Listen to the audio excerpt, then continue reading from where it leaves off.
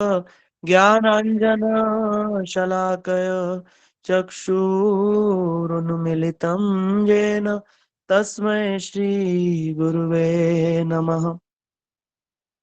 नमो महावदन्याय कृष्ण प्रेम प्रदायते कृष्णाय कृष्ण चैतन्य नामने गौरतिशे नमः। हे कृष्ण करुणा सिंधु दीनबंधु जगतपते गोपेश गोपिका कांत राधा कांत नमस्तुते। तप्त कांचन गौरांगी राधे वृंदावनेश्वरी वृषभानुसुते देवी प्रणमामि हरिप्रिये। श्री कृष्ण चैतन्य प्रभु नित्यानंद श्री अद्वैत गदाधर शिवसदि गौर भक्त वृंद। हरे कृष्णा कृष्णा कृष्णा हरे हरे हरे राम राम राम राम हरे हरे। नमो विष्णुपादाय कृष्ण प्रेष्ठाय भूतले श्रीमते भक्ति सिद्धांत सरस्वती नामिने शिवार्ष भानुवी देवी दैताय कृपाब्धे कृष्ण संबंध विज्ञान दायिने प्रभवे नमः। माधुर्य उज्ज्वल प्रेमाढ्य श्री रूपानुग भक्तिद श्री गौर करुणा शक्ति विग्रहाय नमस्तुते। नमस्ते गौरवाणी श्री मूर्तये दिनतारिणे रूपानुग विरुद्धाप सिद्धांत ध्वांत हारिणे। हरे कृष्ण।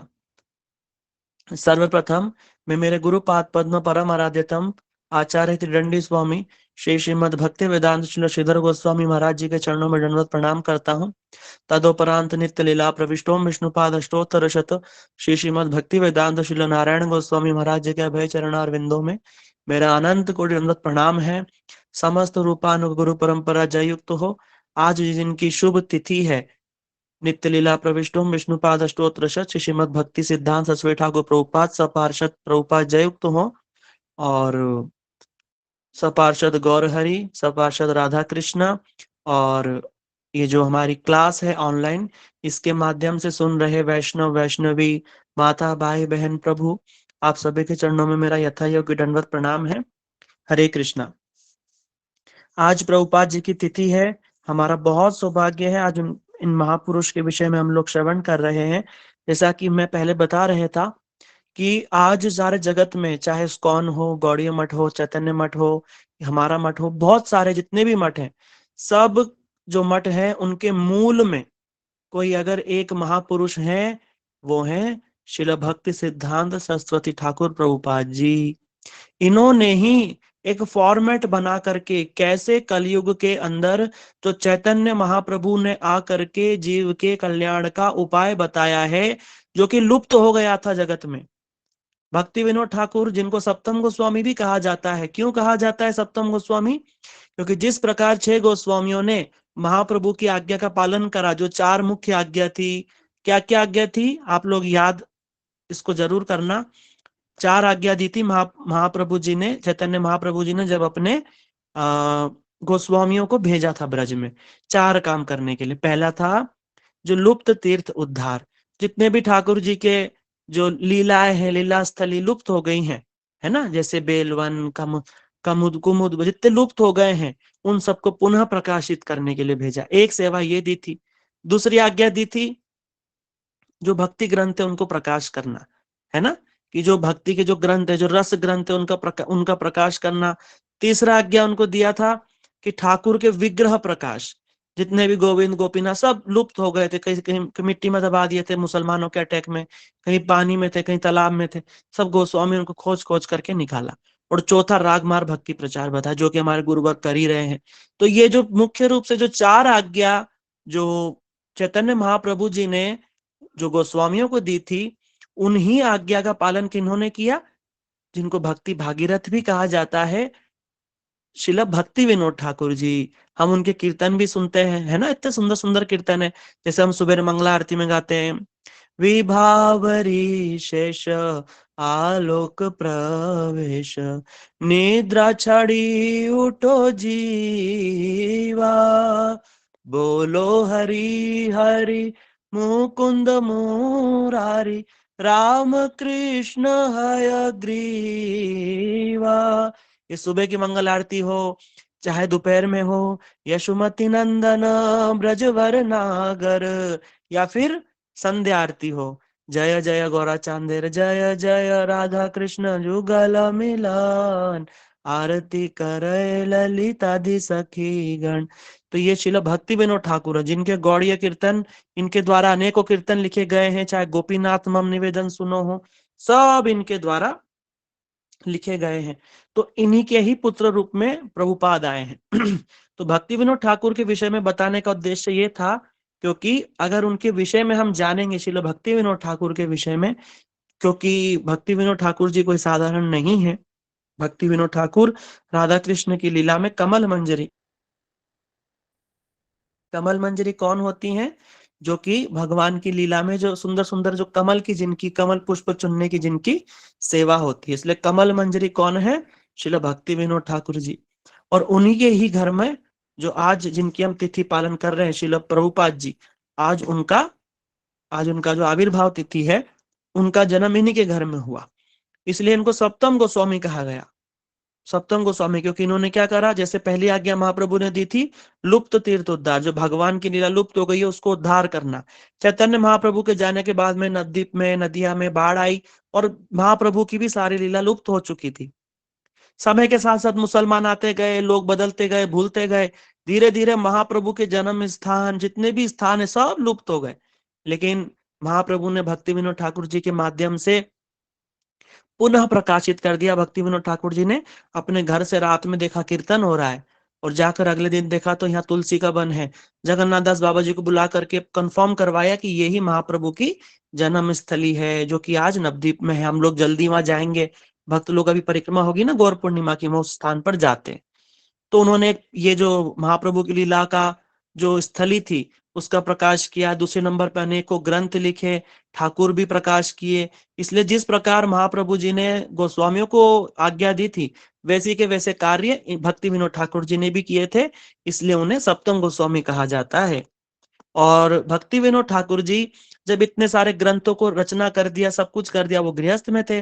वो सोचते हैं कि इतने सारे ग्रंथ तो लिख दिए, पर इनको जगत में प्रचार कौन करेगा? मेरी तो उम्र भी हो चुकी है, और अभी इतना बड़ा कार्य है, कौन करेगा? इसलिए तो जगन्नाथ जी की शक्ति है, जगन्नाथ जी की भार्या माने शक्ति, बिमला जी, बिमला देवी। जगन्नाथ मंदिर आप कभी जाएंगे तो जगन्नाथ मंदिर में पीछे की साइड दाहिनी तरफ, ओ सॉरी बाई तरफ, बिमला देवी का मंदिर है। ये जो ठाकुर जी को भोग लगता है तो बिमला देवी के मंदिर में भी आता है। तो जो बिमला देवी है, उनके पास जाकर के जो है भक्ति विनोद ठाकुर जी ने प्रार्थना करे कि हे देवी, आप तो ठाकुर जी की शक्ति है, क्या नहीं कर सकती हैं? इसलिए आप कृपा करके हमें ऐसा पुत्र प्रदान कीजिए, जो कि हम जो भक्ति को जगत में प्रचार प्रसार करना चाहते हैं, महाप्रभु की वाणी का प्रचार प्रसार करना चाहते हैं, वो हमारी जो मनोभीष्ट है ठीक ठीक रूप में पूर्ण हो जाए। विमला देवी के आशीर्वाद से एक दिव्य बालक का जन्म, वो उस समय पर जगन्नाथपुरी में ही भक्ति विनोद ठाकुर जी रहते थे। हम सोचते हैं ना, कभी कभी हमारे भी मन में आता है, हम भी नौकरी करते हैं, हमारे भी मन में आता है, अरे भैया नौकरी करते हैं, कैसे भजन होगा, क्या होगा? भक्ति विनोद ठाकुर जी उदाहरण देते हैं, वो उस समय मैजिस्ट्रेट थे। सोचो, ब्रिटिश टाइम में छोटी मोटी पोस्ट लग जाना बहुत बड़ी बात होती थी। अगर ब्रिटिश टाइम में कोई सूबेदार बन जाए या कोई छोटा मोटा तहसीलदार बन जाए तो बहुत बड़ा मानते थे। लेकिन भक्ति विनोद ठाकुर उस समय मैजिस्ट्रेट थे, सोचो कितनी बड़ी बात है। और जो पूरी मंदिर है, वहां पर पूरी मंदिर के, अगर हम मंदिर से निकलते हैं जगन्नाथपुरी में, उल्टे हाथ पर समझ लो 200-400 मीटर समझ लो, उधर में उनका घर था, भक्ति विनोद ठाकुर जी का। देखो हम फोटो देख रहे हैं, हमारी गहना दीदी शेयर कर रही है मोबाइल में, जो लेफ्ट हैंड साइड में जो सफेद कपड़ों में जो महापुरुष हैं, वो भक्ति विनोद ठाकुर जी हैं, जिनके अभी मैंने कीर्तन भी आपको सुनाए। तो ये ही वहां पर रहा करते थे। और क्योंकि मैजिस्ट्रेट थे, तो पूरी की पूरी जो जगन्नाथ जी की रथ यात्रा होती है, जो मंदिर में फेस्टिवल होते हैं, उसके भी ये डीएम थे, शहर के डिस्ट्रिक्ट मजिस्ट्रेट थे, तो पूरा मैनेजिंग डायरेक्टर भी यही थे। अब क्या हुआ कि प्रभुपाद जी का जन्म हो गया पुरी में ही, आज के ही दिन। तो जब जन्म हुआ, तो जो भक्ति विनोद ठाकुर जी की जो पत्नी है, तो शायद भगवती देवी नाम है, तो वो देखती हैं कि अब जो बालक है वो बहुत सुंदर है, अपूर्व बालक। और उसके अंदर एक चमत्कार करने वाली चीज थी, चमत्कारी करने वाली चीज थी। वो ये थी कि बालक के 16 तिलक के निशान थे। जैसे हम गौड़ीय तिलक लगाते हैं ना, 16, एक माथे पे लगाते हैं, केशवाय नमः, उदरे लगा नारायणाय नमः, माधवाय नमः, गोविंदाय नमः, ऐसे करके हम 12 तिलक लगाते हैं ना, 16 तिलक, द्वादश तिलक, 12 तिलक लगाते हैं। उसी प्रकार बालक के 12 जगह पे ये तिलक के निशान है। और एक और विशेष बात, बालक के जो छाती है, उस पर देखने पर जनेऊ का भी निशान है। जैसे हम लोग जनेऊ पहनते हैं ना, जिनकी दीक्षा होती है जनेऊ धारण करते हैं, जनेऊ का भी निशान है। इसको देख करके सब लोग आश्चर्यचकित हो जाते हैं। जब भक्ति विनोद ठाकुर जी को बताया जाता है, वो जाते हैं पुत्र को दर्शन करने और देखते हैं कि अरे ये तो कोई अपूर्व बालक है। वो समझ गए कि विमला देवी ने अवश्य मेरी प्रार्थना को सुना है और ऐसे पुत्र को दिया है जो अवश्य ही महाप्रभु की वाणी का जगत में प्रचार प्रसार करेगा। भक्ति विनोद ठाकुर पिता होते हुए वो जो नए जन्मे जो बालक है, उसको हाथ जोड़ करके प्रणाम करते हैं। सोचो देखो, ये वैष्णवता है। उसमें पिता पुत्र ये सब कुछ नहीं, वैष्णव पुत्र भी है, और अगर भक्ति के लक्षण दिख रहे हैं तो वैष्णव है। उस पर हम शासन सोच समझ कर करेंगे। ठीक है, पत्नी वैष्णवी है, तो पत्नी नहीं, वैष्णवी है, ठाकुर जी की भक्त है, उसके हिसाब से उसको सम्मान देना होगा। ठीक है, इसी प्रकार ये वैष्णवता है, इसको, इन गुणों को हमें अपने अंदर में उतारना है। जैसे कि हम सभी जानते हैं, हम लोग सब चैतन्य देव के विषय में श्रवण कर रहे हैं, तो चैतन्य महाप्रभु जी का एक बहुत सुंदर जो शिक्षा अष्टक है, उसके अंदर एक श्लोक है, तृणादपि सुनिचेन तरोरपि सहिष्णु नाम अमानि देन मान देन कीर्तनिया सदा हरि।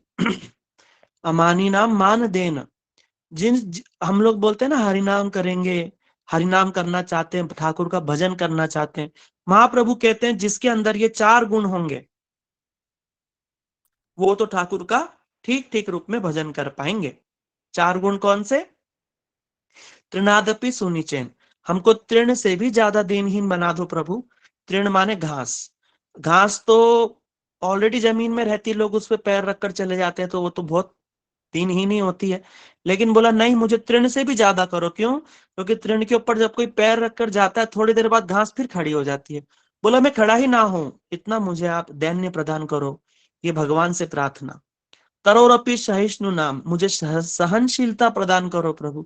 छोटी छोटी बातों पे हम उद्विग्न हो जाते हैं, कलेश हो जाता है मन में। वो बोल रहे पेड़ की तरह सहिष्णुता दे दो। पेड़ क्या होता है? लोग पत्थर मारते हैं, लोग जला देते, लकड़ी काट देते, लेकिन पेड़ क्या देता है? फल देता है, छांव देता है। पेड़ देता ही देता है, देता ही देता है। इसको कहते हैं परोपकार। इसलिए सहिष्णु बना दो हमको पेड़ की तरह, अमानी बना दो हमको, मान की ना इच्छा रहे, अपने मान की कोई इच्छा नहीं रहे हमें, और दूसरों को मान देना।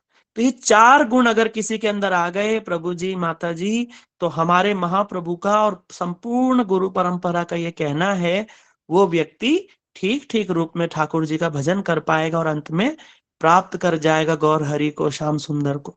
इसीलिए ये बहुत रहस्य की बात है। इसलिए जो भक्ति विनोद ठाकुर जी हैं, शिल प्रभुपाद जी, इन्होंने अपने सारे जीवन में इन आचरण का पालन करके दिखाया है, दिखाया है पालन करके।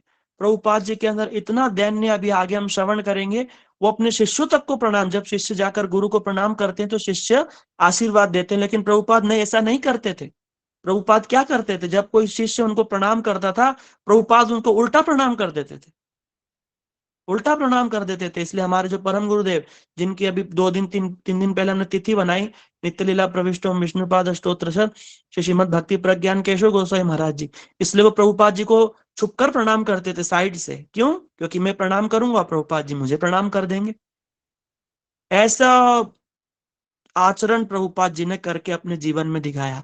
ऐसे महापुरुष आगे हम श्रवण करते हैं, तो उनका देखो जन्म, इसलिए बोलते हैं कि किसी व्यक्ति का अगर भविष्य जानना है तो उसका जन्म देखो कैसा है। और मरने के बाद व्यक्ति की क्या गति हुई है अगर वो देखना है तो देखो उसका अंत, उसकी मृत्यु, उसने प्राण कैसे छोड़े, उससे पता लग जाएगा इसने जीवन कैसे जिया है। इसकी गति हुई है, सदगति हुई है ना दुर्गति हुई है, उसकी मृत्यु से पता चलता है। ठीक है। इसीलिए जो प्रभुपाद जी का जन्म जब ऐसे लक्षणों के साथ में हुआ, सब लोग धन्य धन्य हो गए। भक्ति विनोद ठाकुर अति प्रसन्न हुए कि मेरा कार्य अवश्य पूर्ण होगा। अब जब इनका बड़े लालन पालन होने लगा पुरी में ही, जहां जगन्नाथ जी का मंदिर है वहां से समझ लो 100 मीटर दूर पे इनका घर था, सरकारी घर। उसमें ही रहते थे भक्ति विनोद ठाकुर जी। आज भी आप जाएंगे तो वहां चैतन्य गौड़ीय मठ है, वहां पे आप दर्शन कर सकते हैं। तो अब बात आई, जैसे अभी हम तिथि मना रहे हैं आविर्भाव तिथि। अब जब जगन्नाथ रथ यात्रा होती है जून जुलाई अगस्त, जून जुलाई अगस्त में रथ यात्रा होती है, तो कितने महीने हो जाएंगे? जैसे अभी फरवरी चला, मार्च अप्रैल मई जून जुलाई, 5 महीने हो जाए, अन्नप्राशन का समय आ गया। देखो हम आपको ठीक ठीक रिकॉर्ड बता रहे हैं। इनका जन्म हुआ, बड़े प्यार से लालन पालन करने लगे माता पिता, भक्ति विनोद ठाकुर जी मैया जो थी, बड़े लालन पालन बड़े प्यार से हो रहा है। और घर में किसी प्रकार की कोई कमी नहीं, बहुत बड़ा बंगले जैसा घर है सरकारी, खूब सारे नौकर चाकर हैं, किसी चीज की कोई कमी नहीं। भक्ति विनोद ठाकुर उस समय डिस्ट्रिक्ट मजिस्ट्रेट, सारी पावर उनके हाथ में पूरी पूरी की, है ना। अब क्या हुआ, जगन्नाथ जी की रथ यात्रा आ गई। आप सभी जानते हैं कि साल में एक बार जगन्नाथ जी रथ पर बैठ करके वृंदावन की ओर जाते हैं, जैसा कि हम सब टीवी में भी देखते हैं। बहुत बड़ा रथ को बनाया जाता है ना। और उसमें जगन्नाथ जी से बलदेव सुभद्रा विराजमान होकर के, और हजारों लोग खींचते हुए हरि बोल कृष्ण कृष्ण राधे राधे बोलते हुए उनको मनी मन वृंदावन लेकर के जाते हैं, वैसे गुंडीचा मंदिर जाते हैं। अब वो रथ यात्रा निकली। अब रथ यात्रा निकली तो बड़े सुचारू रूप से चल रही थी। सुभद्रा जी निकल गई, बलदेव, पहले बलदेव जी निकल गए, फिर सुभद्रा जी निकल गई। अब अंत में जगन्नाथ जी जाते हैं, है ना, डोलते डालते गिरते पड़ते। क्यों? ब्रज जा रहे हैं ना। इसीलिए कृष्ण जब को कृष्ण को ब्रज ले जाओ द्वारका से, तो कृष्ण तो प्रसन्न होंगे ही होंगे। राधा जी से मिलेंगे, मैया से मिलेंगे, बाबा से, सखाओं से, गोपियों से। और कृष्ण तो बिल्कुल मदमस्त होकर, जैसे मदमस्त हाथी गिरता पड़ता चलता है ना, वैसे जगन्नाथ जी को आप देखना, जब उनको रथ पे चढ़ाते क्या रूप होता है जगन्नाथ, कभी नीचे देखते हैं कभी ऊपर देखते हैं, बड़ा सुंदर है वो। आप कभी पूरी जाना, देखना उन सब वस्तुओं को। जब जगन्नाथ जी का रथ चला, तो जगन्नाथ जी के रथ की एक विशेषता है कि जगन्नाथ जी का रथ जगन्नाथ जी की इच्छा से ही चलता है। अब क्या हुआ कि जैसे ही प्रभुपाद जी के घर के आगे से रथ निकला, मतलब जहां भक्ति विनोद ठाकुर रहते थे, समझ लो मंदिर से 200-300 मीटर दूर है। अब जैसे ही रथ चला और उनके घर आके रुक गया, रुक गया, रुक गया, तो रथ चल नहीं रहा। एक पूरे के पूरे लगा दिए, पूरे लोग 50-60 हजार लोग खींच रहे, रथ खींच ही नहीं रहा। फिर हाथी लगा दिए खींचने, 3 दिन तक रथ खड़ा रहा। सोचो, ये अद्भुत घटना है और रिकॉर्डेड है, सरकारी रिकॉर्ड में दर्ज है। ये अद्भुत घटना। रथ आगे नहीं बढ़ रहा है। भक्ति विनोद ठाकुर जी के पास सब लोग आकर के बोले कि आप इसके मैनेजर हैं, रथ नहीं चल रहा है और जगन्नाथ जी नहीं पहुंच रहे, टाइम लेट, क्या हो रहा है, कोई समझ में नहीं आ रहा। भक्ति विनोद ठाकुर जी उस समय व्यवस्था तो संभाल रहे थे। जब वो थोड़ा शांत होकर के थोड़ा गहरा उतरे, तो वो समझ गए कि भाई यहाँ पर क्या कारण है जो कृष्ण चलना नहीं चाहते, जगन्नाथ चलना नहीं चाहते। वो समझ गए। क्यों? क्योंकि भक्ति विनोद ठाकुर जी नित्य स्वरूप में श्री कमल मंजरी जी हैं। इसलिए वो समझ गए कि यहाँ पर क्या विचार है। क्योंकि प्रभुपाद जी जो कि जिन्होंने अभी जन्म हाँ, जिन्होंने अभी जन्म, माता जी म्यूट कर लीजिए, जिन्होंने अभी जन्म लिया है, वो कौन है? जो जिनकी आज तिथि हम मना रहे हैं, ये प्रभुपाद जी नित्य स्वरूप में क्या है? कौन बताएंगे? आज किसी ने कुछ तो भी श्रवण तो किया होगा। बताइए, प्रभुपाद जी नित्य स्वरूप में क्या है? आप में से कोई बताइए। नयन मणि मंजरी। नयन मणि मंजरी, बहुत सुंदर। जो राधा रानी के नेत्र हैं वो मणि स्वरूप हैं, और जब वो नेत्र, वो जो मणि है राधा रानी की, जब वो एक कृपा के रूप में अवतरित होती हैं, तो वो प्रभुपाद जी के रूप में अवतरित होते हैं। इसलिए आप सब लोग जो राधा कृपा कटाक्ष गाते हैं ना, हम लोग क्या गाते हैं? मुनिंद्र बृंद वंदिते त्रिलोक शोक हारिणी, प्रसन्न वक्त्र पंकजे निकुंज भूविलासिनी, ब्रजेंद्र भानु नंदिनी, ब्रजेंद्र सूनु संगते, कदा करिष्यसि हमम कृपा कटाक्ष भाजनम। हे राधा रानी, कब हम आपकी वो जो तिरछी नजर, कृपा का जो वो कटाक्ष है, आंख के कोने से जो आप देखते हैं, कब ऐसा दिन आएगा कि हम आपकी कृपा के भाजन हो जाएंगे, माने पात्र हो जाएंगे। तो वो ही राधा रानी के जो नेत्र स्वरूप, मणिमंजरी स्वरूप जो हमारे प्रभुपाद जी हैं, वो उस घर में विराजमान है। और कृष्ण जो है वो राधा रानी से मिलने ब्रज जा रहे हैं, और राधा रानी के नेत्र स्वरूप जो हमारे नयन मणि मंजरी है, वो बालक के रूप में वहां पर विराजमान है। तो जगन्नाथ जी आगे बढ़ेंगे कैसे? ये बात कौन समझ गए? भक्ति विनोद ठाकुर जी समझ गए। क्यों? क्योंकि मंजरियों का एक काम होता है, आप लोग सभी लोग जानते हैं, मंजरी एक विशेष काम करती हैं। वो हर समय राधा कृष्ण के मिलन को कराती हैं, उनके रस को बढ़ाती हैं, मिलन को कराती हैं। इसलिए यहाँ पर भक्ति विनोद ठाकुर कमल मंजरी हैं, और प्रभुपाद जी नयन मणि मंजरी, जिनको देखने से कृष्ण की जो, राधा रानी की जो नेत्र हैं उनका दर्शन होगा। और कृष्ण तो राधा रानी के नेत्र के दीवाने हैं। इसीलिए भक्ति विनोद ठाकुर जाकर के बालक को रथ पर लेकर के चढ़ गए, और उनका अन्नप्राशन भी होना था। अन्नप्राशन माने हमारे जो 16 संस्कार हैं, उसमें गर्भाधान संस्कार, नाड़ी छेदन संस्कार, कर्ण भेदन संस्कार, मुंडन संस्कार, उसमें एक संस्कार क्या होता है? अन्नप्राशन। अन्नप्राशन माने ब्राह्मणों को, वैष्णवों को बुला करके जो पहली बार अन्न बालक खाता है। जो पुत्र होता है उसको 5 से 6 महीने के बीच करते हैं अन्नप्राशन, जो पुत्री होती है उसको 7 से 8 महीने के बीच में करते हैं। इस प्रकार से हमारी देखो संस्कृति है। तो भक्ति विनोद ठाकुर अन्नप्राशन के लिए कि जगन्नाथ जी के रथ पर उनको लेकर के गए, और जैसे ही जगन्नाथ जी के रथ पर चढ़े, उनके चरणों में रखा, और जगन्नाथ जी की तो माला निकल करके प्रभुपाद जी के गले में गिर गई, नीचे बालक के गले में। इसको देख करके पंडे लोग हाथ जोड़े बालक पे कि ये जगन्नाथ की इतनी बड़ी माला इस बालक के गिरी कैसे? ये बालक कोई साधारण नहीं। भक्ति फिर उनको वहां पे अन्नप्राशन कराया और लेकर के आगे। जैसे ही प्रभुपाद जी ने जगन्नाथ जी को देखा, बस रथ झट से चल पड़ा। जो 3 दिन से रथ खड़ा था वो एकदम से चल पड़ा। ये हमारे गुरुवर कहते हैं कि वो माला क्यों गिर गई, क्या कारण है, और भक्ति विनोद ठाकुर रथ पर क्यों ले गए, क्या कारण है? कारण बताते हैं कि भक्ति विनोद ठाकुर क्योंकि मंजरी हैं, तो मंजरियों का काम है राधा कृष्ण का मिलन कराना। इसलिए ये तो मंजरी है, वो भी नयन मणि मंजरी, राधा रानी के नेत्रों की याद कराएंगी। इसलिए बोलते ना, जय जय राधा कृष्ण युगल मिलन, आरती करे ललिताधि सखी गण, मदन मोहन रूप त्रिभंग सुंदर, पीताम्बर शिखी पुच्छ चूड़ा मनोहर। इसलिए इस प्रकार युगल का मिलन कराती हैं मंजरियां। इसलिए यहाँ पर जो जगन्नाथ जी और राधा रानी के जो नेत्र हैं, एक बार फिर से आमने सामने आए। और जैसे ही राधा रानी के जो नेत्र प्रभुपाद जी के माध्यम से कटाक्ष जब लगा जगन्नाथ जी के, तो वही, जैसे राधा रानी जब कृष्ण को देखती हैं तो कृष्ण का धोती खुल जाती, कृष्ण का मोर मुकुट गिर जाता है, कृष्ण की बांसुरी गिर जाती है, कृष्ण का सब टेढ़ापन निकल जाता है। ऐसे राधा रानी के नेत्र हैं। इसलिए कोई बोलते ना हम लोग राधा रानी, हमारे तो कृष्ण से कोई ऐसा खास संबंध नहीं। हमारा संबंध किससे है? हमारा संबंध श्रीमती राधा रानी से है, हमारी ठकुरानी श्री राधिका रानी। इसलिए सच सच बात तो यही है, कृष्ण तो आज उधर कल उधर, लेकिन जब राधा रानी बोल देंगे कि नहीं, इसलिए बोलते हैं ना, राधे जहां पग धरो श्याम नैना धरो, राधे झूलन पधारो झुक आए बदरा। राधा रानी कहाँ चरण रख रही है, कहाँ नेत्र रख रही है, उस पर कृष्ण का पूरा ध्यान रहता है। बस इसी पे ही ध्यान है कृष्ण का, तो और कहीं ध्यान नहीं है। इसलिए अगर राधा रानी की हमारे ऊपर में कृपा कटाक्ष हो जाएगी, तो कृष्ण की तो हो ही जाएगी। यही सब रहस्य की बात है। तो छोड़िए सब, तो प्रभुपाद जी के विषय पर आते हैं। अब रथ चल पड़ा, तो इससे सिद्ध हुआ कि कोई ठाकुर जी के नित्य धाम से कोई परिकर आए हैं, सिद्ध हो गया। भक्ति विनोद ठाकुर तो 100% कन्फर्म।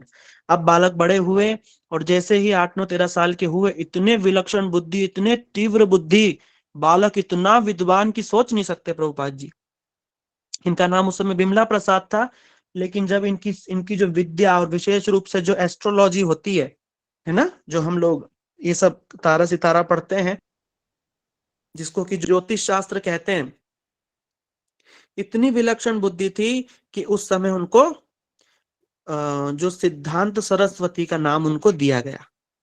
सिद्धांत सरस्वती का नाम उनको वहां पर दिया गया कि जैसे सरस्वती विद्वान, सरस्वती विद्या की देवी है, वैसे ये जो बालक है ये इतना विद्वान है कि समझो सरस्वती ही है।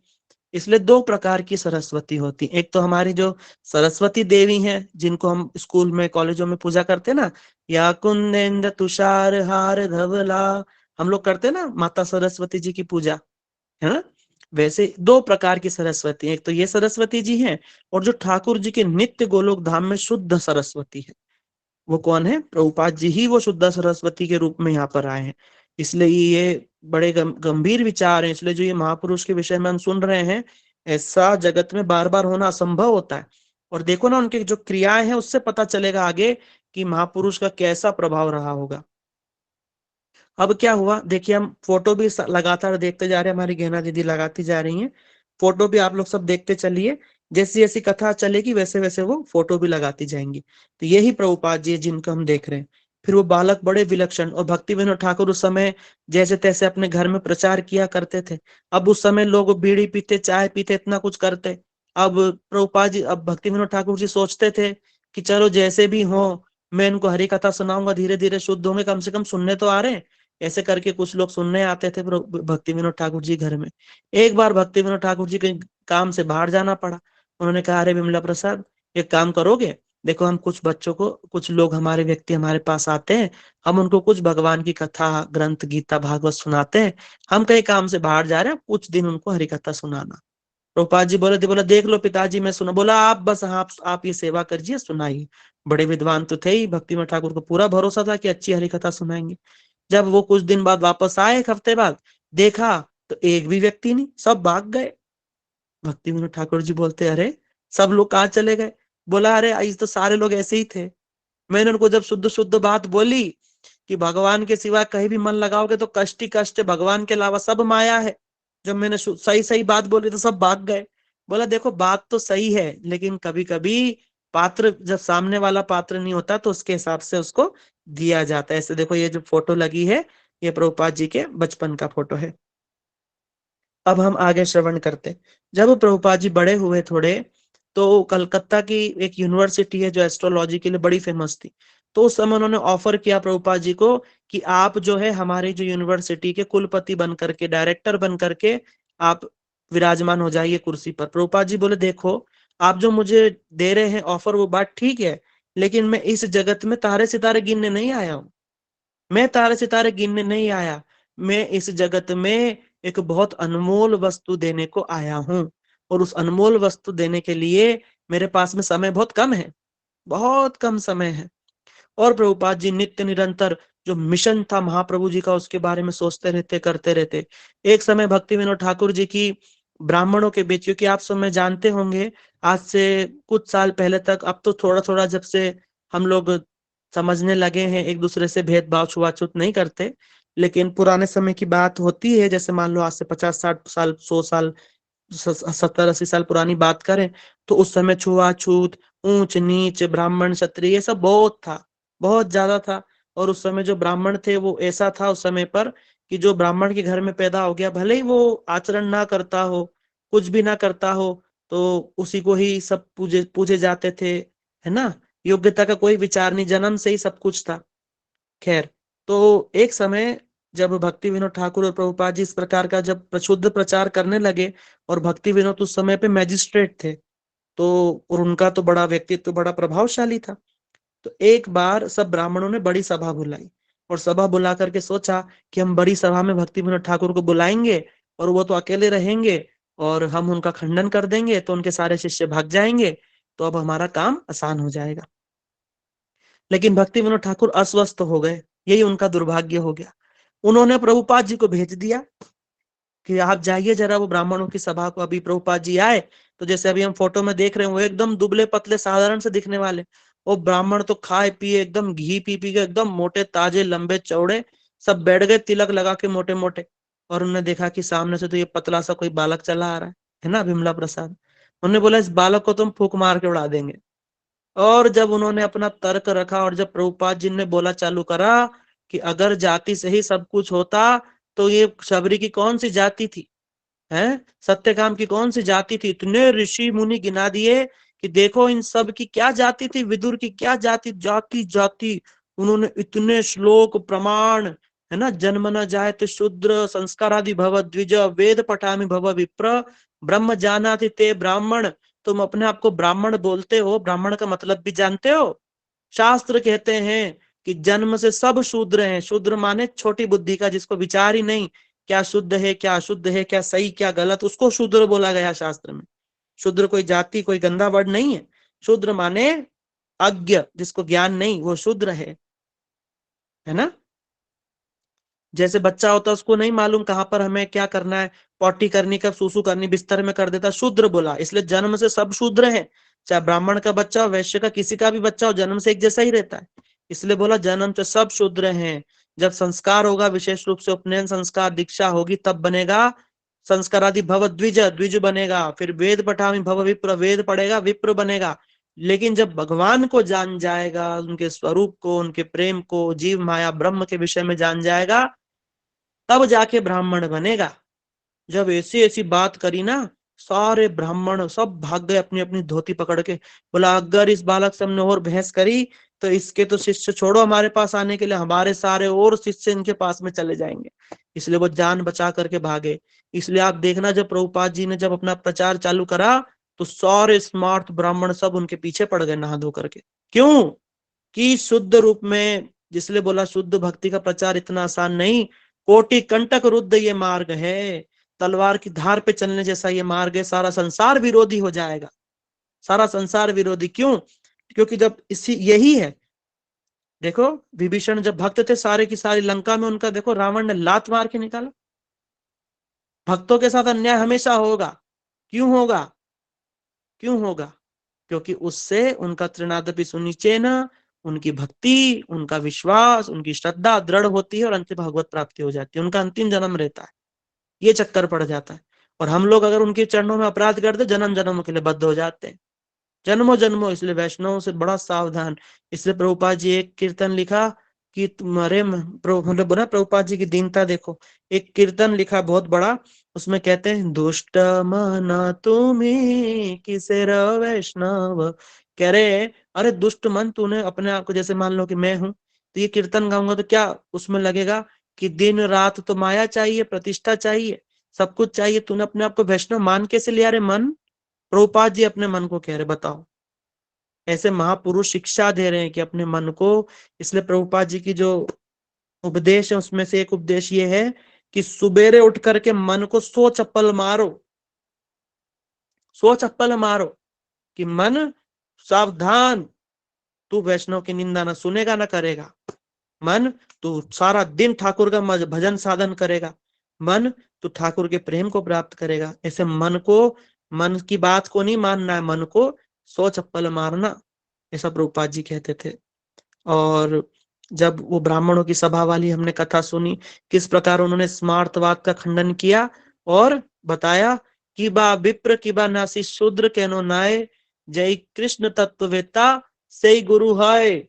चाहे शूद्र हो वैष्णव हो, चाहे शूद्र हो ब्राह्मण हो, कोई भी हो, सन्यासी हो गृहस्थ हो, जो कृष्ण के तत्व में पारंगत है, प्रवेश है जिसका, वो गुरु होने के लायक है। ये बात को सुनकर के जैसे तुलसीदास जी बोलते हैं ना, जात पात बुझे ना कोई, हरि को भजे सो हरि का होई, उस प्रकार से। ठीक है, ये वही विचार है। इसलिए प्रभुपाद जी ने इस प्रकार से सारे स्मार्तवाद का खंडन किया।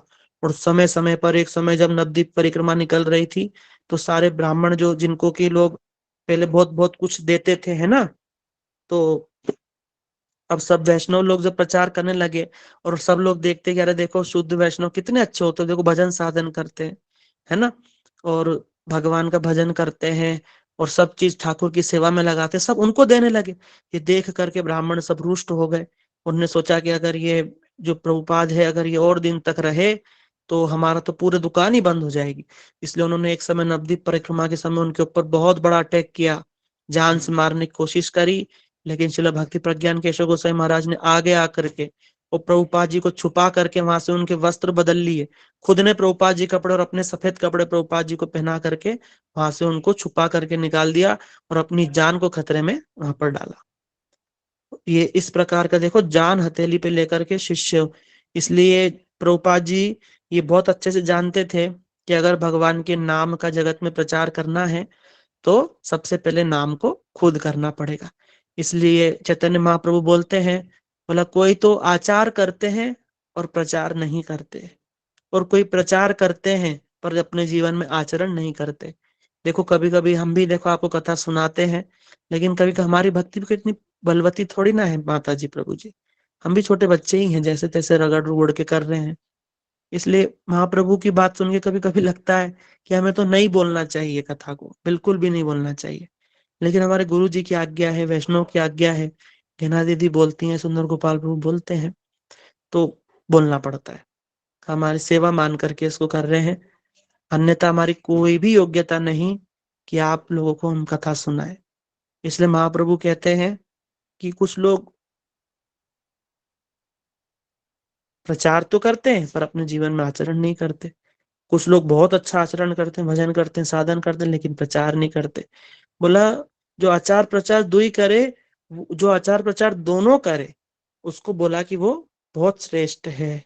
तुम्हें जगह तेरा प्रभु, तुम्हें जगह तेरा आर्य, हरिदास ठाकुर को कहते हैं चैतन्य महाप्रभु।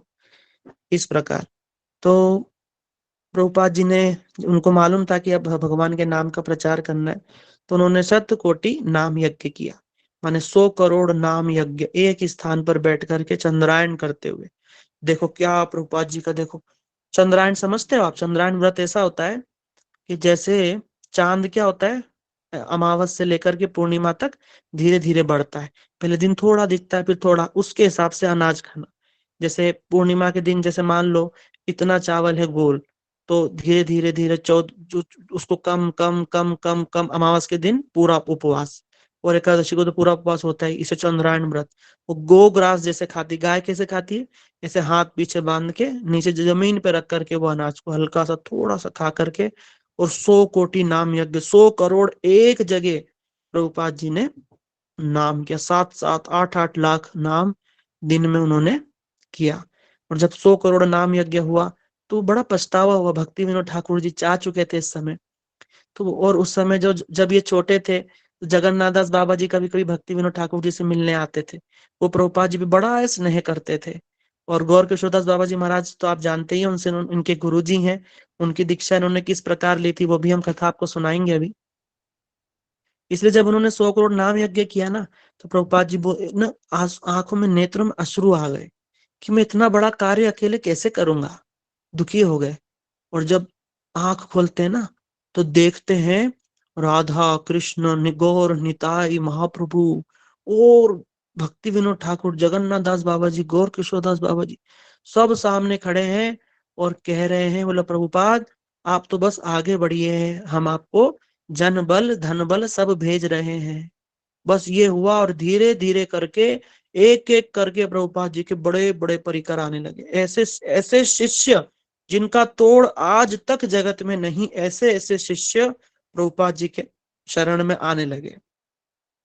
जैसे श्री विनोद बिहारी, विनोद बाबू जी, श्रील भक्ति प्रज्ञान केशव गोस्वामी महाराज, है ना, प्रणवानंद ब्रह्मचारी, श्रील भक्ति प्रमोद पुरी गोस्वामी महाराज, श्री भक्ति वैभव पुरी गोस्वामी महाराज, श्रील भक्ति रक्षक श्रीधर गोस्वामी महाराज, इतने विद्वान, ऐसी संस्कृत उनकी, और इतनी ऐसी इंग्लिश, ऐसी बांग्ला, ऐसी उर्दू की हम सोच नहीं सकते। कौन? श्रील भक्ति रक्षक श्रीधर गोस्वामी महाराज। ऐसे छंद संस्कृत में मिलाना आसान नहीं। जैसे अंत में जो दीदी ने गाया, सुजनार्बुदराधित पादयुगम युगधर्म धुरंधर पात्रवरम वरदाभयदायक पूज्य पदम प्रणमामि सदा प्रभु पाद पदम। देखो इसमें एक रहस्य की बात, देखो कैसा लिखा हुआ है। ये जहां से लाइन खत्म होती है ना, अगली लाइन वहीं से शुरू होती है। जैसे सुजनार बुध राधित पाद युगम, युगम पे खत्म हुआ, युग धर्म धुरंधर पात्र वरम, वरम पे खत्म हुआ, फिर अगली लाइन वरदा भय दायक पूज्य पदम प्रणमामि सदा प्रभु ऐसा संस्कृत में मिलाना आसान नहीं है। हिंदी में, अवधि में, इन सब में मिलाना आसान है, लेकिन संस्कृत में ऐसा छंद और उसका अर्थ भी निकलना चाहिए। इसलिए भक्ति रक्षा श्रीधर गोस्वामी महाराज, इसलिए देखो ना, ये हम हर कोई गाता, हर मठ में ये गाया जाता, जो भी हम गा रहे थे ये प्रभुपाद दशकम, ये हर मठ में गाया जाता है। इस प्रकार ऐसे ऐसे शिष्य उनके शरण में आए। शिल भक्ति शिरूप सिद्धांति गोस्वामी महाराज, शिल भक्ति विवेक भारती गोस्वामी महाराज, शिल भक्ति दहित माधव गोस्वामी महाराज जी, ऐसे ऐसे धुरंधर शिष्य है ना। श्री भक्ति विलास तीर्थ गोस्वामी महाराज, और जो हमारे श्रोती महाराज, और यहाँ पे बता भक्ति सारंग गोस्वामी महाराज, ऐसे ऐसे शिष्य उनकी शरण में आए कि हम सोच नहीं सकते किन्होंने पहुंचाया। सब महाप्रभु ने, ये सब उनके नित्य परिकर है, नित्य। इसलिए आप देखना, हम भक्ति प्रज्ञान केशव गोस्वामी महाराज जी की तिथि में सुन रहे थे, जब प्रभुपाद जी के पास वो पहली बार आए ना, तो प्रभुपाद जी क्या बोलते हैं, बोला अरे विनोद बिहारी, अरे तुम इतने दिनों से कहाँ थे, ऐसे बोले पहली बार में। और वो क्या बोलते हैं, बोला प्रभुपाद अब तक आपने मुझे याद ही नहीं किया। जो लोग सुन रहे थे ना, उनको किसी को समझ में नहीं आया कि क्या बात। उन्होंने बोला अरे विनोद बिहारी तुम अब तक कहाँ थे, बोला प्रभुपाद आपने मेरे को, मैं तो यही था पर आपने मुझको अब तक याद ही नहीं किया। मतलब दोनों एक दूसरे को जानते हैं। वो बोल रहे तुम कहाँ थे, बोला आपका इंतजार कर रहे थे कब आप बुलाए और हम आए। देखो ये नित्य परिकर है, नित्य। वहां पर नयन मणि मंजरी के अनुगत्य में ये सारी की सारी, सब की सब मंजरियां वहां पे काम कर रही। कोई विनोद मंजरी है, और जैसे हमारे शिल बड़े गुरु जी शिल रमन मंजरी, इस प्रकार से सब वहां पर सेवा करते हैं। और ये सब मिलजुल करके ठाकुर की सेवा करते हैं। और कभी कभी राधा रानी जब देखती है कि जगत की स्थिति खराब है, तो वहां से अपनी सखी मंजरी को भेजती है जगत में बीच बीच में। यही प्रभुपाद हैं, यही हमारे गुरु वर्ग हैं, जो आकर के हम सबको याद दिलाते कि अरे धाम में चलो ना वापस, क्या यहाँ पड़े हो, कि माया के थपेड़े खा रहे हो, कब तक ऐसा करते रहोगे, इसलिए वापस चलो। लेकिन इस जगत ये कार्य इतना आसान नहीं, जगत के लोग इतने माया में धंसे हुए हैं कि उसको निकालने की टेक्निक, जैसे दलदल में कोई फंसा हो ना, उसको निकालने की एक टेक्निक होती है, उस प्रकार से ही निकाला जा सकता है।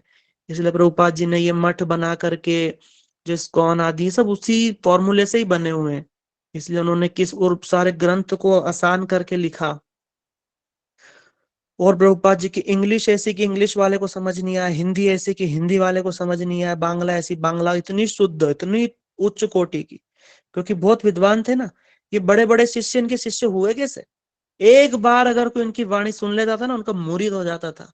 इसलिए जो स्कॉन के फाउंडर हैं श्रील एसी भक्ति वेदांत स्वामी प्रभुपाद जी, जिन्होंने स्कॉन बनाया, जब वो पहली बार कॉलेज में थे, जब वो कलकत्ता में प्रभुपाद जी से मिलने गए, तो वो बस ऐसे ही उनके दोस्त ले गया था कि चलो एक महापुरुष आए दर्शन करने।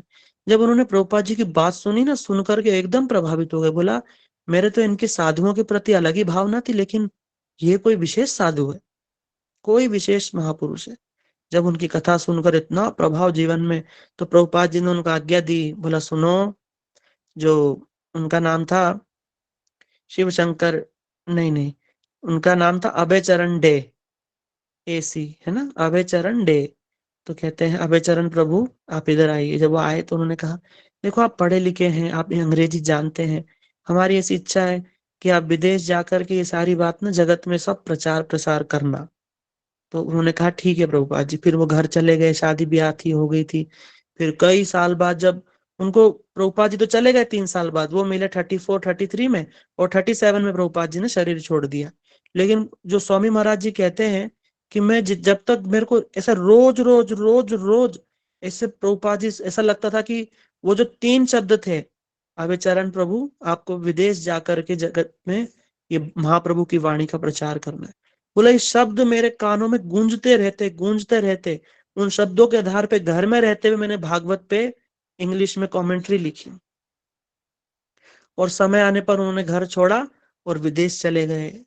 और जब वो विदेश जाने के लिए, आज इस्कॉन कैसे बना, स्वामी महाराज जी तो विदेश गए थे ना, उनके पास कुछ भी नहीं था, मात्र 40 मतलब मैं कैसे सुनाऊं आप लोगों को, बड़ा मार्मिक है।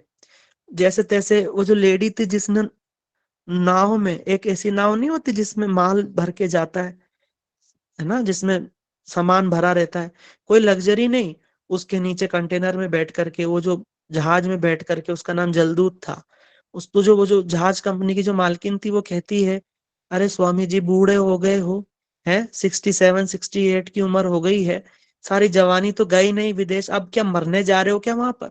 बोले हाँ मैं मरने ही जा रहा हूँ। मेरे को प्रभुपाद जी ने बोला था कि तेरे को विदेश जाकर प्रचार करना है, अगर मैं उनकी वाणी की रक्षा नहीं कर पाया तो मेरा मर जाना ही ठीक है, पर मैं जाऊंगा जरूर। ऐसी भावना अपने गुरु जी के प्रति, ऐसी निष्ठा। 3 बार हार्ट अटैक आया समुद्र में, 22 दिन का सफर, 3 बार हार्ट अटैक, बारिश तूफान, 11 दिन तक कुछ नहीं खाया। क्यों? क्योंकि मांस मछली खाते थे सब नाव में। कैप्टन को पता चला कोई खाना नहीं खा रहा है, बोला क्यों नहीं खा रहा? बोला मैं ये सब नहीं खा सकता, ऐसे बर्तनों में नहीं खा सकता, मैं नहीं कर सकता हूँ।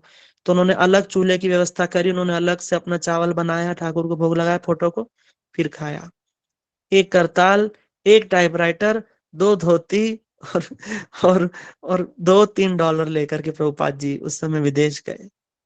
कुछ कहाँ आज हम कहीं जाते हैं तो सोचते हैं कि उधर होटल बुक हो गया कि नहीं हो गया, किसके वहां जाएंगे, किस मेहमान के वहां जाएंगे, खूब सारा पैसा अकाउंट में, जेब में, एटीएम में रखते हैं। प्रभुपाद जी वहां गए थे, जो स्वामी महाराज जी जब विदेश गए थे उनके पास कुछ भी नहीं था।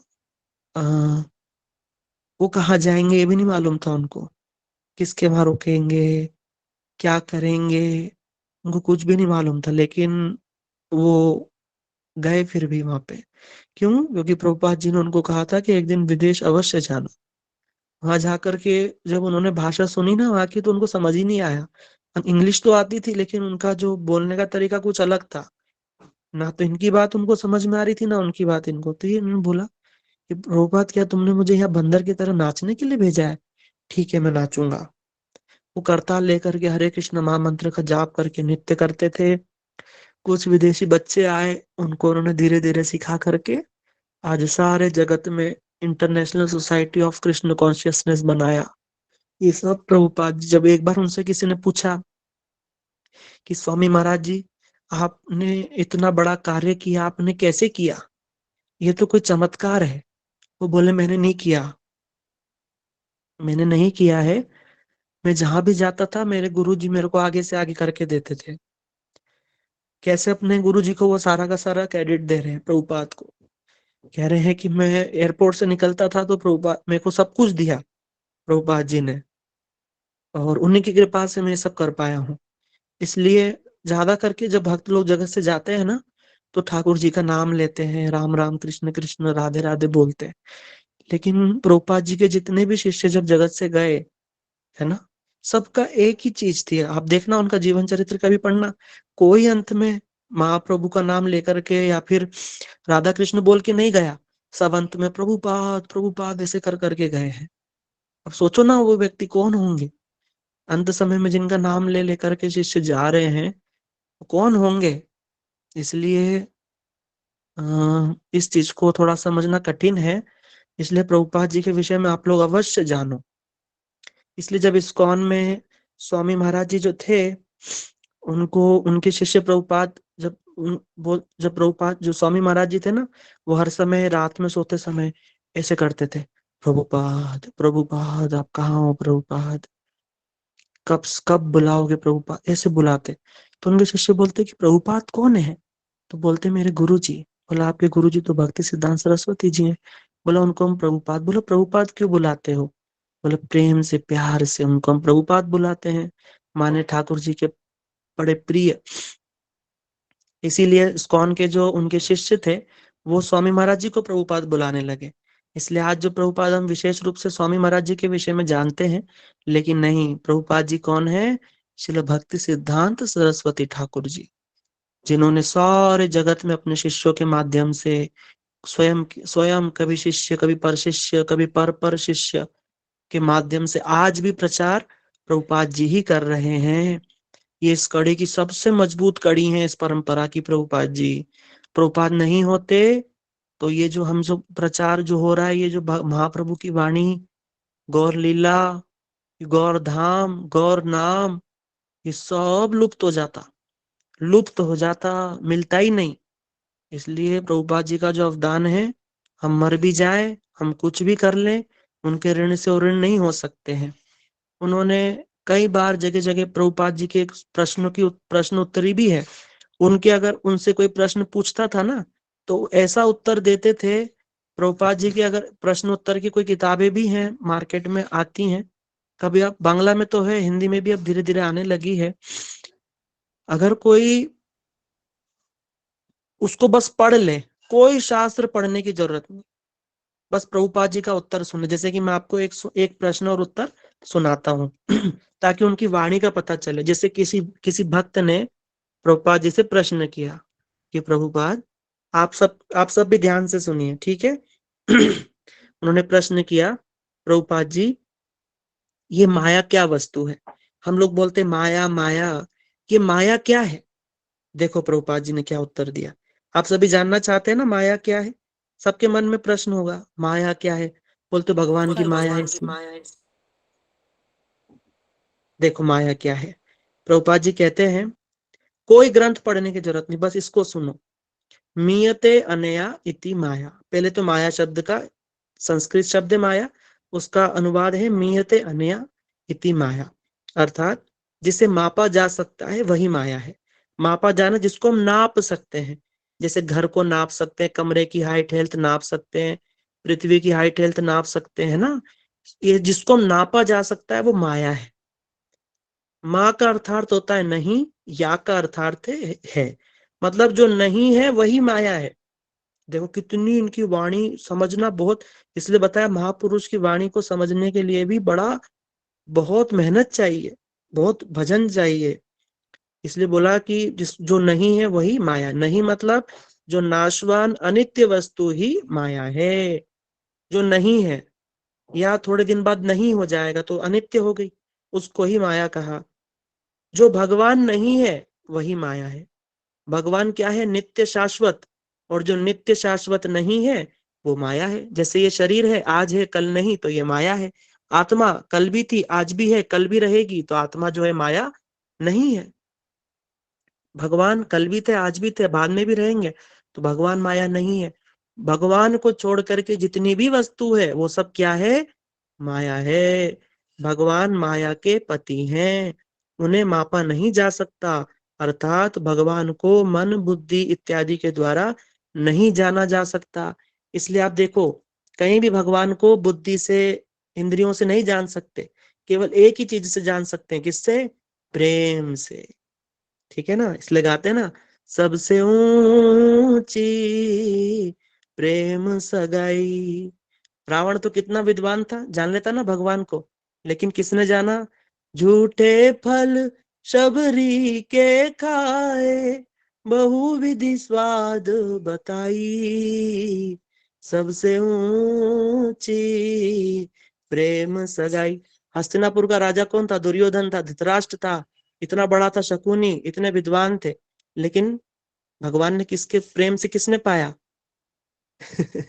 दुर्योधन के मेवा त्यागे, साग विदुर घर खाई, सबसे ऊंची प्रेम सगाई। इस प्रकार प्रेम से जाना जा सकता है। इसलिए भगवान को छोड़कर जो भी वस्तु है वो माया है।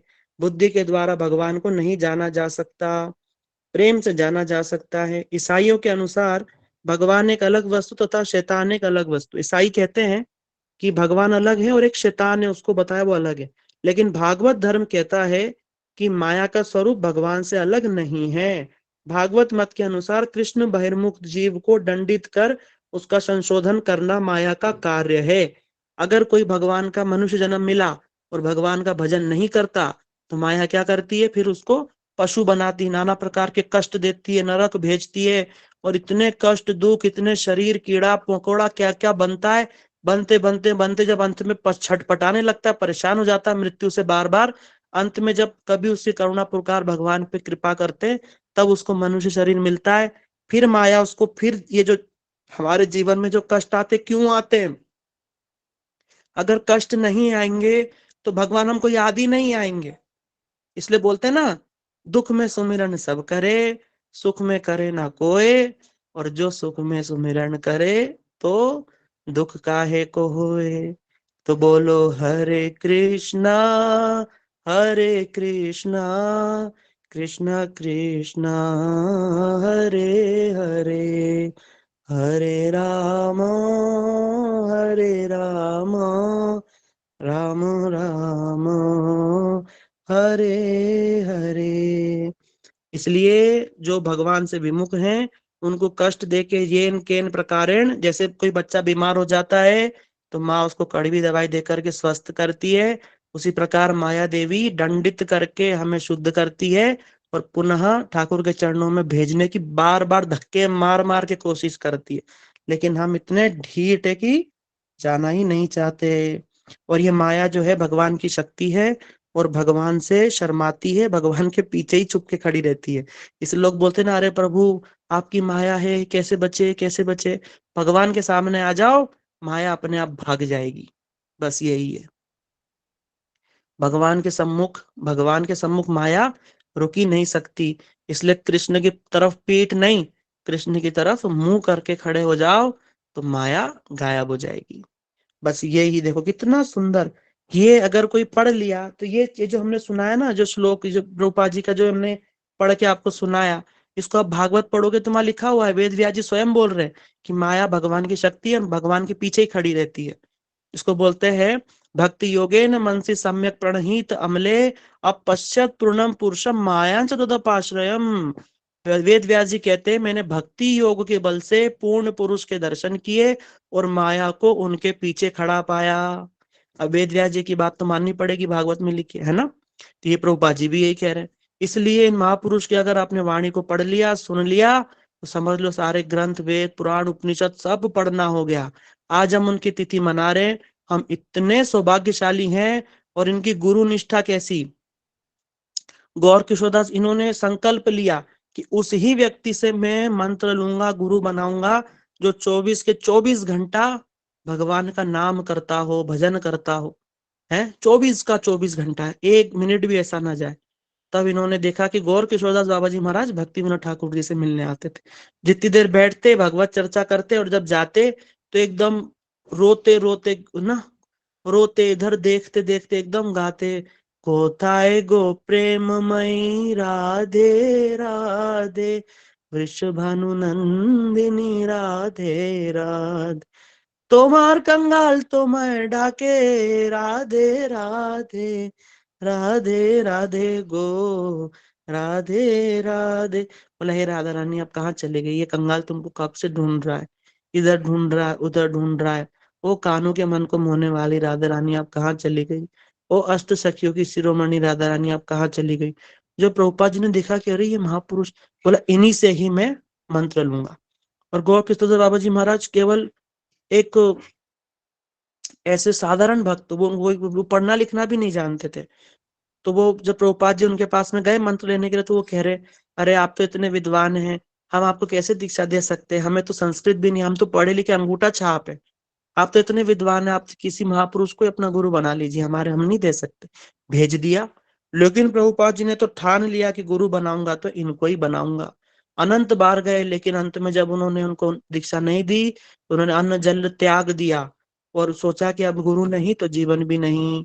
फिर भक्ति विनोद ठाकुर जी ने जाकर के उनको समझाया, अरे वो प्राण छोड़ देगा, उसको मंत्र दे दो, दीक्षा दे दो। फिर गोरकिशोर बाबा जी ने बोला ठीक है उसको कल भेजना। फिर अगले दिन जब गए तो बोलते कि मैं महाप्रभु से पूछना भूल गया। सोचो देखो, गोरकिशोर बाबा जी महाराज बोल रहे हैं कि मेरे को क्षमा करना, मैं महाप्रभु से पूछना भूल गया। देखो हम फोटो देख रहे हैं ना, गोरकिशोर दास बाबा जी महाराज बोला मैं पूछना भूल गया, कल पूछूंगा फिर आना। फिर गए तो बोले कि अरे मैं तो पूछना ही भूल गया, महाप्रभु से तो पूछ लिया, नित्यानंद प्रभु से पूछना भूल गया। ऐसे ऐसे करके उनको भेजा। फिर बड़ी मुश्किल से उनको हरिनाम दिया। इसलिए जब हम जो जो गाते हैं ना प्रभुपाद दशकम, उसमें क्या गाते हैं, कविराज नरोत्तम सख्य पदम प्रणमामि सदा प्रभु पाद पदम। कविराज नरोत्तम सख्य पदम, क्योंकि नरोत्तम दास ठाकुर ने ऐसे ही मंत्र लिया था। किनसे? श्री लोकनाथ दास गोस्वामी जी से। उन्होंने एक ही शिष्य बनाया था लोकनाथ दास गोस्वामी जी ने नरोत्तम दास ठाकुर को। उसी प्रकार गौर कृष्णदास बाबा जी महाराज ने श्रील प्रभुपाद जी को एक ही शिष्य बनाया था। इसलिए ये जो प्रभुपाद दशकम है ना, ये ऐसा ही नहीं है, इसके अंदर बहुत रहस्य छुपे हैं। और अंत में क्या है, वृषभा। देखो सारा जगत क्या बोलता है कि प्रभुपाद ये विद्वान वो विद्वान, प्रभुपाद जी इतनी उनकी महिमा, ऐसी बुद्धि, ऐसी तीव्रता। लेकिन जो प्रभुपाद जी के जो खास खास भक्त हैं, जो प्रभुपाद जी के खास शिष्य हैं, प्रेमी हैं, वो क्या बोलते हैं, प्रभुपाद जी ये सब नहीं है, प्रभुपाद जी क्या है, वृषभानु सुतादई तानुवरम। बोला वृषभानु सुतादई तानुवरम। बोला जो वृषभानु सुत माने जो राधा रानी के दैत माने अति प्रिय है। चरणार्चित रेणुधरास्तमहं महद्भुत पावन शक्तिपदं प्रणमामि सदा प्रभु पादपदं। प्रणमामि सदा प्रभुपादपदं। प्रणमामि सदा प्रभुपादपदं। जय प्रभुपद जय प्रभुपद सपार्षदा शिल प्रभुपद। कह रहे हैं प्रभुपाद जी तो राधा रानी के बिल्कुल प्रिय सखी नयनमणि मंजरी हैं। हम उनको बार बार उनके चरणों को आश्रित करते हैं। ऐसे प्रभुपाद जी के चरणों में हमारा बार बार प्रणाम है। अंत समय में जब प्रभुपाद जी जा रहे थे तो जनवरी के 1 जनवरी 1937 प्रभुपाद जी ने शरीर को छोड़ा। उस समय पर बंगाल की सबसे बड़ी न्यूज यही थी, पूरे भारत की न्यूज यही थी, टाइम्स ऑफ इंडिया में छपी थी। और जब जितने भी विदेशी प्रधानमंत्री चाहे अमेरिका का कहीं का भी जब भारत आते थे तो प्रभुपाद जी से मिलने अवश्य जाते थे। अनेकों फोटो हैं, उसके प्रमाण हैं। और प्रभुपाद जी की इतनी विशेषता आज जो सारे जगत में हम लोग नाम संकीर्तन सुन रहे हैं, उन्हीं की ही कृपा से है। गवर्नमेंट ने जब उनका शरीर जब छूटा कलकत्ता में, तो कलकत्ता से नवद्वीप तक के लिए एक विशेष ट्रेन चल रही थी। विशेष ट्रेन, सब भक्त उसमें चढ़ करके, और नवद्वीप में जो मूल चैतन्य मठ है, आज महाप्रभुपाद जी की आज भी वहां समाधि है। भक्त जाते हैं, हम लोग सब वहां कभी साल में एक बार दर्शन करने जाते हैं। इसलिए इन महापुरुष के चरणों में बार बार प्रणाम है। अगर कभी ठाकुर जी का भजन करने की इच्छा हो तो इन महापुरुष के आश्रय के लिए बिना, इनके चरणों की धूल को सिर में लगाए बिना उस चीज को प्राप्त करना असंभव है जिसको देने महाप्रभु आए थे। इसलिए प्रभुपाद जी के चरणों में बार बार प्रणाम करते हुए, और विशेष रूप से जो मेरे गुरुदेव हैं उनके चरणों में मैं प्रणाम करता हूँ। अगर ऐसे गुरुदेव कृपा करके हमको नहीं लेकर के आते इस लाइन में, कृपा करके मंत्र देके शिक्षा देकर शासन करके आज हमको नहीं जोड़ के रखते, तो ऐसे चंचल बुद्धि वाले बालक को कैसे ये सब बातें पता चलती प्रभुपाद जी के विषय में। और ये सब विषय में गुरु जी के चरणों में बार बार प्रणाम है। आप सभी वैष्णव वैष्णव के चरणों में प्रणाम है। प्रभुपाद जी की जय हो, उनके समस्त भक्त वृंद की जय हो। प्रभुपाद जी के द्वारा दिए गए ज्ञान, भक्ति और जितनी क्रियाएं हैं जो वैष्णव करते हैं उन सबकी जय हो। ये बोल करके मैं अपनी वाणी को विराम देता हूँ। प्रभुपाद जी के चरणों में भावभीनी मानसिक पुष्पांजलि अर्पण करता हूँ। हरे कृष्णा। वाञ्छा कल्पतरुभ्यश्च कृपा सिन्धुभैव च पतितानां पावनेभ्यो वैष्णवेभ्यो नमो नमः। हरे कृष्ण। अगर आप में से किसी का प्रश्न हो तो पूछ सकते हैं, वरना हम यहीं पर ही क्लास को रख देते हैं। हरे कृष्ण। हरे कृष्णा प्रभु जी। जी दीदी। कुछ एक दो बात मैं बोलना चाहती हूँ। एक अवश्य बार बोलिए ना दीदी। जी जी। हरे कृष्णा। जैसे कि हमने प्रभु जी से इतनी सुंदर श्रील प्रभुपाद जी की महिमा सुनी, उसी में कुछ एक दो बात और मैं बताना चाहूंगी। आज ही कथा में सुना मैंने कि श्रील प्रभुपाद जी जब मठ में रहते थे या फिर जहाँ पे वो प्रचार करते थे, वहां पे वो इतनी इतनी सुंदर सुंदर इतना पूरे दिन हरि कथा करते थे।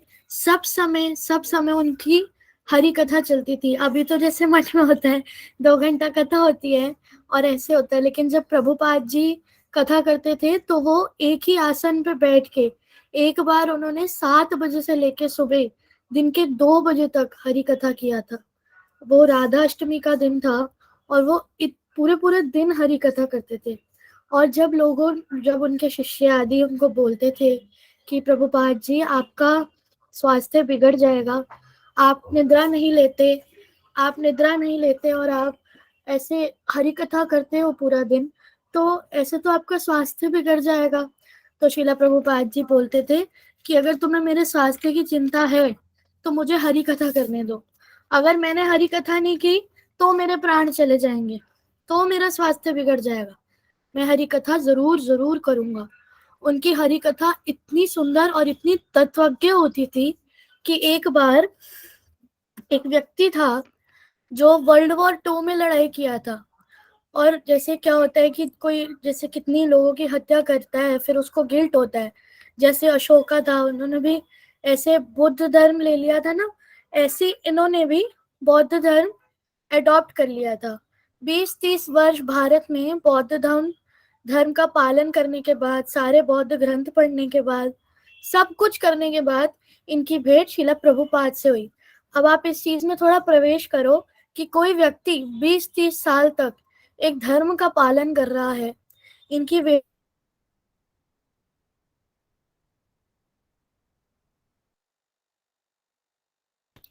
प्रभुपाद जी ने इनको कथा सुनाई और कुछ 1 या 2 घंटा कथा सुनने के बाद इनकी चित्तवृत्ति ही बदल गई। फिर ये साष्टांग दंडवत प्रणाम करके प्रभुपाद जी को प्रणाम करके निकले थे और फिर गौड़िया सारस्वत संप्रदाय को फॉलो करने लगे थे। जो व्यक्ति 20-30 वर्ष तक एक धर्म का पालन कर रहा है, उन्होंने 1 घंटा इनकी इतनी स्ट्रॉन्ग हरि कथा सुनी।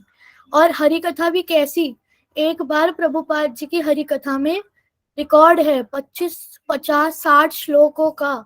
इतना सुंदर हरि कथा करते थे कि कोई ग्रंथ भी आगे नहीं रखते थे, सब उनके हृदय से था। जैसा कि प्रभु जी ने बताया, क्योंकि ये श्रीमती राधिका की बड़ी ही प्रिय सखी स्वरूप है। और जैसा कि बताया गया है, वृषभानु सुतादयितानुचरम चरण आश्रित रेणुधरस्तमम, जो वृषभानु नंदिनी है उनके बड़े ही परम प्रिय हैं। इनका तो वर्ण भी श्रीमती राधिका की तरह ही है। तनु निंदित हेम मृणाल मदम, मतलब कि जो हेम यानी कि जो लोटस फ्लावर होता है, उसका जो मृणाल होता है, जो उसकी टहनी होती है, वो बड़ी सुंदर होती है। वो भी इनके रूप के आगे निंदनीय है, वो भी इनके रूप के आगे निंदनीय है। इनका एकदम तप्त कांचन वर्ण था, क्योंकि ये इस जगत के हैं ही नहीं। ये श्रीमती राधिका की इतनी सुंदर मंजरी है जिनके मुख से एकदम धड़ाधड़ हरि कथा निकलती थी, जो सुन के सबकी चित्तवृत्ति ही बदल जाए। इनके जैसे प्रभु जी ने बताया कि शिष्य इतने एक एक धुरंधर, एक एक मठ है इनके, सारे शिष्य, सब शिष्य इनके गौड़िया मठ है। तो ज्यादा समय ना लेते हुए मैं अपनी वाणी को यही विश्राम दूंगी। हरे कृष्णा प्रभु जी। किसी को कोई प्रश्न है तो आप प्रभु जी से पूछ सकते हैं। बहुत सुंदर कहना दीदी, बहुत सुंदर कथा सुनाई आपने। इतने कम समय में गागर में सागर भरा। धन्यवाद। मुझे भी एक बात याद आई है। एक समय पर आ, जब मठ में धन का बहुत अभाव था, तो उस समय पर जब सब लोग बोल रहे थे कि धन की व्यवस्था कैसे होगी, कहाँ होगी, उनके शिष्य कभी मठ में अभाव होते हुए भी कभी कंप्लेन नहीं करते थे। जैसे हम कंप्लेन करते ना, अरे ये नहीं मिला हमें, वो नहीं मिला। तो एक समय प्रभुपाद कहीं से आए तो मठ में पत्तल नहीं थे, और प्लेट तो थी ही नहीं उस समय। प्लेट वगैरह होना तो बहुत बहुत बहुत मुश्किल था। तो उन्होंने देखा कि जमीन में गड्ढा सा करके जो मठ में जो मठवासी थे वो क्या कर रहे थे, गड्ढे में दाल भर के और हाथ में चावल लेकर के उसमें डुबो डुबो करके खा रहे थे। इसको जो प्रभुपाद जी ने देखा कि मेरे शिष्य कंप्लेन बिल्कुल नहीं और प्राण देने को मेरे लिए तैयार, उनको जो देखा कि ना मठ में अच्छा खाने को है, कुछ भी नहीं है, और इतनी मेहनत हम कर रहे, तो वो एकदम से भाव में आ गए, आवेश में आकर के उन्होंने कहा, अगर ऐसा ही चलता रहा तो मैं एक दिन गोलोक से वो ईंटें लेकर के आऊंगा, और वो एक ईंट में लेकर के आऊंगा, उससे सारे जगत में मैं मठ बन। मतलब उन्होंने भाव में आकर के उस जगत की बात कह दी कि उस जगत में एक एक जो ईंट है वो ऐसे अनमोल रत्नों की है, जिसके इस जगत पूरा बिक जाए, ये जगत पूरा बिक जाए, इतनी कीमती है वो। इसलिए उन्होंने भाव में आकर के कई बार ऐसी ऐसी कोई बातें निकल गई उनके मुख से। उनके शिष्य समझ जाते थे कि प्रभुपाद हमारे कितने महान हैं, कौन है। इसलिए उन्होंने उनका साथ कभी नहीं छोड़ा। और आज देखो उन मठों में आज क्या ऐश्वर्य है, क्या संपदा है, सब प्रभुपाद जी की कृपा है। हरे कृष्णा। किसी का कोई प्रश्न हो तो आप पूछ सकते हैं। और आप लोग सब ग्रुप में आज हम प्रभुपाद जी की जय लिखेंगे। कथा के माध्यम से हमने क्या क्या श्रवण किया वो भी हम लिखेंगे ग्रुप में। वो प्रभुपाद जी को वहीं पर ही पुष्पांजलि देंगे ग्रुप में।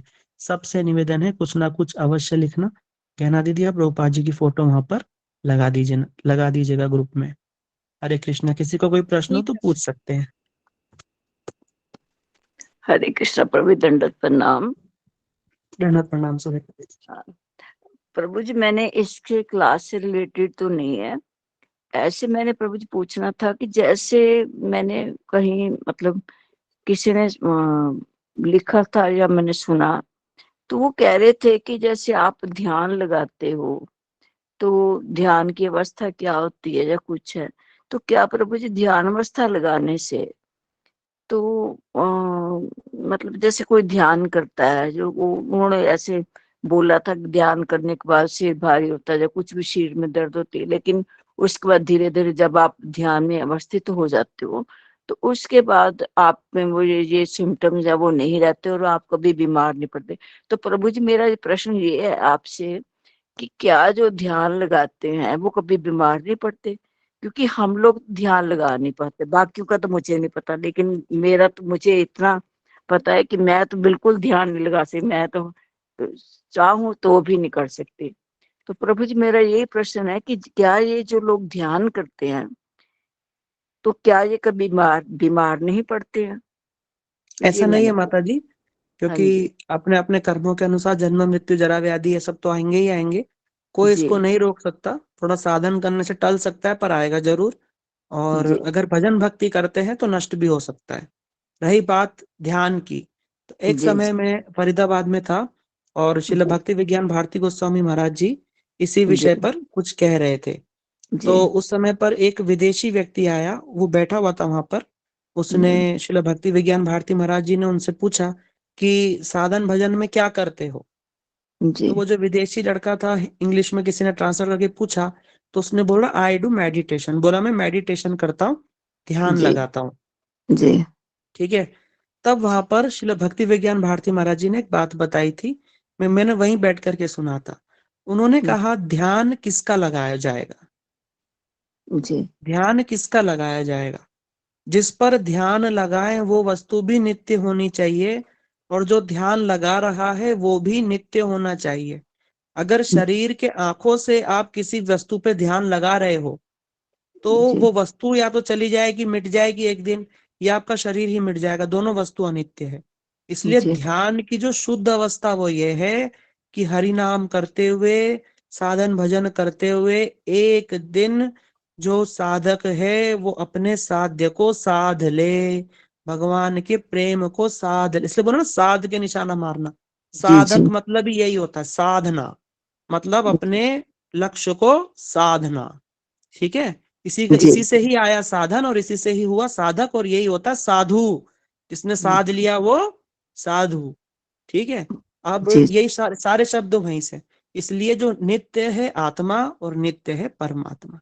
जब आत्मा प्रेममयी सेवा के द्वारा अपने प्रभु को प्राप्त कर जाती है, अपने प्रभु को पा जाती है, तो उन दोनों समझ लो ध्यान सिद्ध हो गया। शुद्ध रूप में ध्यान का यही अर्थ है। जो आंख बंद करके लोग जो करते हैं, रोशनी देखो, ये देखो, वो देखो, वो सब कुछ भी नहीं है। वो तो सब एक मन की कल्पना है। मन घुमा फिरा करके वही संसार में पटक देता है, उससे कुछ भी नहीं होने वाला। हाँ थोड़ी शांति मिलेगी, कुछ होगा, ऐसी बात नहीं, कुछ नहीं होगा। पर उससे कुछ परमानेंट इलाज होने वाला नहीं है। परमानेंट इलाज होगा भगवान की भक्ति से ही। बस यही जी। सौभाग्य की एक बात है। धन्यवाद प्रभु जी। पर प्रभु जी, मैं किसी से मिली भी हूँ, तो जिन्होंने मुझे मतलब ऐसे बात करते करते कभी ऐसा हुआ कि उनके मुख से निकल गया कि मैंने मतलब ध्यान करके, तो कहते कि मैंने अपना मतलब पिछले मैंने 3 जन्म अपने देखे, तो क्या मतलब हुआ, मुझे ये समझ में नहीं आया। मैंने पूछा तो नहीं उनसे, पर मैं ये नहीं समझ पाई कि उन्होंने ये ऐसा क्यों बोला, जब मतलब निकल गया उनके मुख से ऐसा, तो ये क्या ध्यान तो हो अवस्था सकता है माता है? जी, कुछ लोग देखो, अब संसार है, कुछ भी हो सकता है, आडंबर भी हो सकता है, कुछ कह नहीं सकते। हो सकता है कि वो व्यक्ति कोई अच्छे व्यक्ति हो, ध्यान करके कुछ देख लिया हो। कुछ हो नहीं, भी गया हो। अच्छे अच्छे ही हैं वो, मतलब जिनसे मैं मिली हूँ अच्छे हैं बहुत, ऐसे कभी गलत फलत नहीं वो लोग बोलते, पर मैंने हाँ, इसीलिए आपसे तो देखा पूछा। भी जा सकता है, जैसे मान लो ये जो पूर्व जन्म आदि देखना, पिछले जी जन्म जी आदि देखना, इसमें क्या है कि ये एक सिद्धि है, ये एक प्रकार की जैसे कला है, उसको जी जी देखना, उसको समझना, अपने जी अंदर गहरा उतरना, और जी। अपने जो चित्त है वहां से इन सब चीजों को उठाना। तो अच्छा अच्छा, वो सब ठीक। सिद्धि है, वो सब एक प्रकार की कला है, और वो करते भी हैं लोग।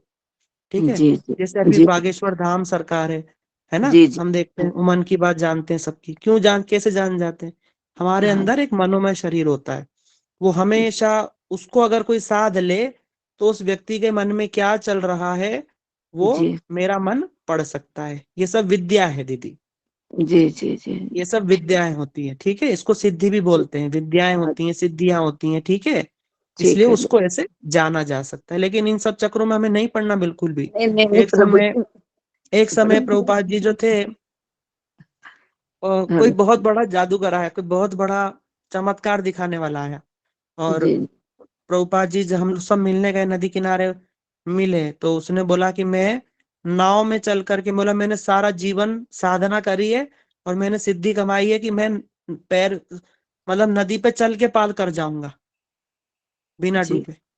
तो जी प्रभुपाद जी बोले ठीक है, एक बार करके दिखाओ। तो उसने क्या करा, बिल्कुल बिना पानी में डूबे नदी के ऊपर चल के उस पार चला गया। ठीक है। जी प्रभुपाद जी जी प्रभुपाद जी यहाँ पर खड़े थे, उसने बोला आप भी आ जाओ, आप में भी तो दम होगा, आप भी आ जाओ। प्रभुपाद जी ने नाव वाले को एक आना दिया और उस पार चले गए नाव में बैठ करके। वहां जाकर उस पार जाकर के बोला कि तूने तेरी सारी जिंदगी ये एक आने की विद्या में गवा दिया। तुम्हारी विद्या का मोल एक आना भी नहीं है। हम्म, इसलिए उस वस्तु पर ध्यान दीजिए जो जी नित्य हो। योग सिद्धि भी नित्य नहीं है, वो भी एक दिन लुप्त हो जाती है। ठीक है। जी जी प्रभु, धन्यवाद ऐसे ही। प्रभु जी। और हरे प्रभु जी कृष्ण। मैंने एक बात और पूछनी थी, हरे कृष्णा।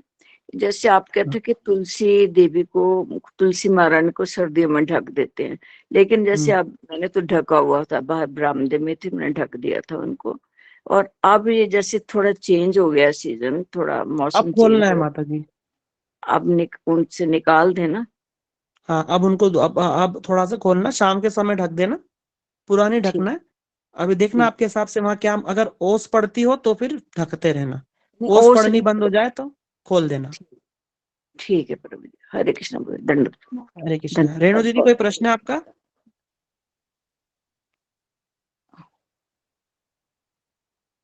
हरे प्रभु जी, कृष्णा। हाँ, प्रभु जी ये कितने वर्ष तक धराधाम पे रहे?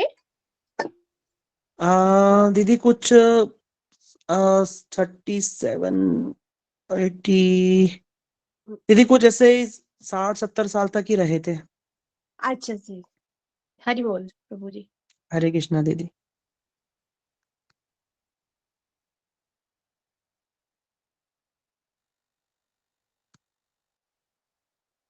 और किसी का कोई प्रश्न नहीं है तो हम क्लास को यहीं रख देते हैं। आप सबका जुड़ने के लिए बहुत बहुत धन्यवाद। और आप ग्रुप में अवश्य बताना कि प्रभुपाद जी के विषय में सुनकर के आप सबको कैसा लगा। और आप जरूर वहां पर प्रभुपाद जी की जय तो जरूर लिखना, और अपनी पुष्पांजलि वहां पर अवश्य देना। हरे कृष्णा। दंडवत प्रणाम। हरे हरे कृष्णा प्रभु जी, दंडवत प्रणाम।